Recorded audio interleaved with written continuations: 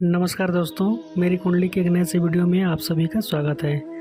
आज हम जानेंगे आरती भजन अथवा कीर्तन करते समय तालियां क्यों बजाई जाती हैं।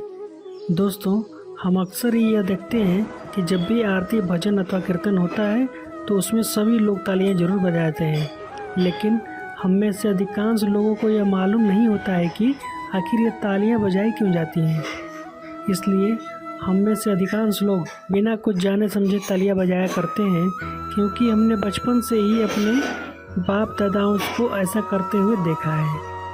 हमारी आध्यात्मिक मान्यताओं के अनुसार कहा जाता है कि जिस प्रकार व्यक्ति अपने बगल में कोई वस्तु छिपा ले और यदि दोनों हाथ ऊपर करे तो वह वस्तु नीचे गिर जाएगी, ठीक उसी प्रकार जब हम दोनों हाथ ऊपर उठाकर ताली बजाते हैं तो जन्मों से संचित पाप जो हमने स्वयं अपने बगल में दबा कर रखा है नीचे गिर जाते हैं, अर्थात नष्ट हो जाते हैं।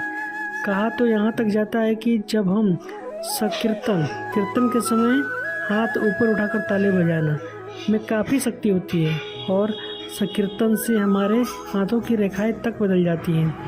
परंतु यदि हम आध्यात्मिकता की बात को थोड़ी देर के लिए छोड़ भी दें तो एक्यूप्रेशर सिद्धांत के अनुसार मनुष्य को हाथ में पूर्ण शरीर के अंग व प्रत्यंग के दबाव बिंदु होते हैं, जिसको दबाने पर संबंधित अंग तथा खून व ऑक्सीजन का प्रवाह पहुंचने लगता है और धीरे धीरे वह रोग ठीक होने लगता है। और यह जानकर आप सभी को बेहद खुशी और आश्चर्य होगा कि इन सभी दबाव बिंदुओं को दबने का सबसे सरल तरीका है ताली। असल में ताली 2-3 प्रकार से बजाई जाती है। एक, ताली में बाएं हाथ की हथेली पर दाएं हाथ की चारों उंगलियों को एक साथ तेज दबाव के साथ इस प्रकार मारा जाता है कि दबाव पूरा हो और आवाज़ अच्छी आए। इस प्रकार की ताली में बाएं हथेली के फेफड़े, लीवर, पित्ताशय, गुर्दे, छोटी आंत व बड़ी आंत और दाएं हाथ की उंगली के साइनस के दबाव बिंदु दबते हैं और इससे इन अंगों तक खून का प्रवाह तेजी से होता है। इस प्रकार की ताली को तब तक बजाना चाहिए जब तक कि हथेली लाल न हो जाए।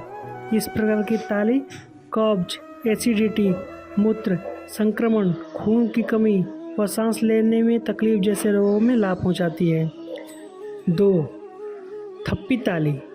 थप्पी ताली में दोनों हाथों को के अंगूठे से कनिष्का से तर्जनी यानी सभी उंगलियां आपस में समानांतर दूसरे हाथ की उंगलियों पर पड़ती हों, हथेली पर पड़ती हो।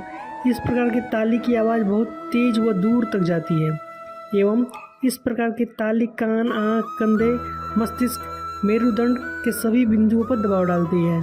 इस प्रकार इस ताली का सर्वाधिक लाभ फोल्डर एवं शोल्डर, डिप्रेशन, अनिद्रा, स्लिप डिस्क, आँखों की कमजोरी में पहुँचता है। एक्यूप्रेशर चिकित्सकों की राय में इस ताली को भी तब बजाया जाए जब तक हथेली लाल न हो जाए।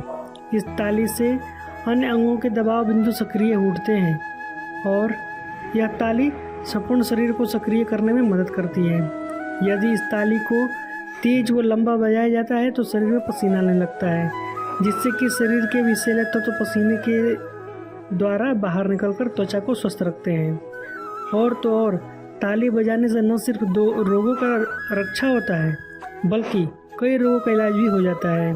जिस तरह कोई ताला खोलने के लिए चाबी की आवश्यकता होती है, ठीक उसी तरह कई रोगों को दूर करने में यह सिर्फ ये जो ताली है यह चाबी का ही काम नहीं करती, बल्कि कई रोगों का ताला खोलने वाली होने से इसे मास्टर चाबी भी कहा जाता है, क्योंकि हाथों से नियमित रूप से ताली बजाकर कई रोग दूर किए जा सकते हैं और स्वास्थ्य की समस्याओं को सुलझाया जा सकता है। इस तरह ताली दुनिया का सर्वोत्तम एवं सरल सहज योग है और यदि प्रतिदिन नियमित रूप से, क्योंकि हाथों से नियमित रूप से ताली बजाकर कई रोग दूर किए जा सकते हैं एवं स्वास्थ्य संबंधी समस्याओं को सुलझाया जा सकता है।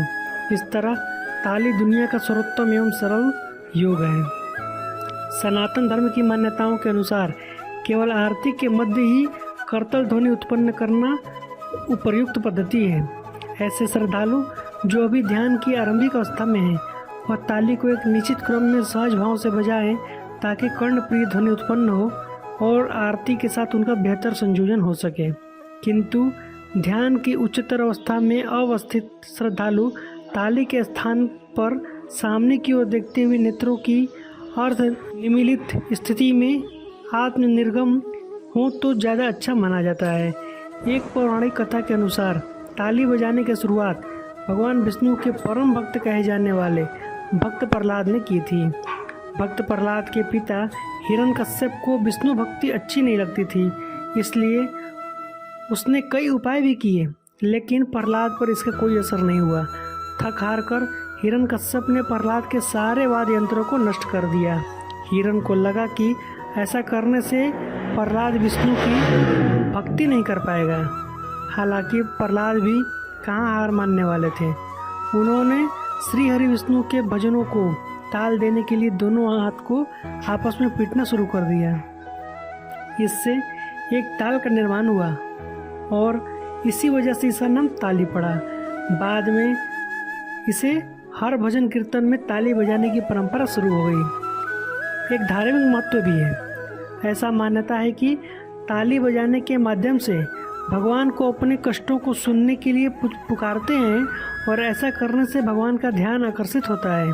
भजन कीर्तन या आरती के दौरान ताली बजाने से पापों का नाश होता है और नकारात्मकता दूर होती है। जिस तरह द्रौपदी ने अपने आप को बचाने के लिए अपना जोर लगाया, तब तक भगवान ने उसकी सहायता नहीं की, किंतु जैसे ही द्रौपदी ने अपने आप को पूर्ण समर्पित करके भगवान को याद किया, वह तुरंत सहायता के लिए प्रस्तुत हो गए। इस तरह हमें भी भजन या कीर्तन करते समय अपनी परेशानियों को भूलकर अपने दुखों को भगवान को समर्पित कर देना चाहिए और दोनों हाथ ऊपर उठाकर स्वयं को पूर्ण समर्पित कर देना चाहिए। पूर्ण समर्पण से ही कृष्ण को पाया जा सकता है, अर्थात ईश्वर को पाया जा सकता है। जोर जोर से ताली बजाने की वजह से कुछ ही देर में हमारे शरीर में पसीना आना शुरू हो जाता है और पूरे शरीर में एक अलग तरह की ऊर्जा पैदा हो जाती है। जय श्री कृष्ण।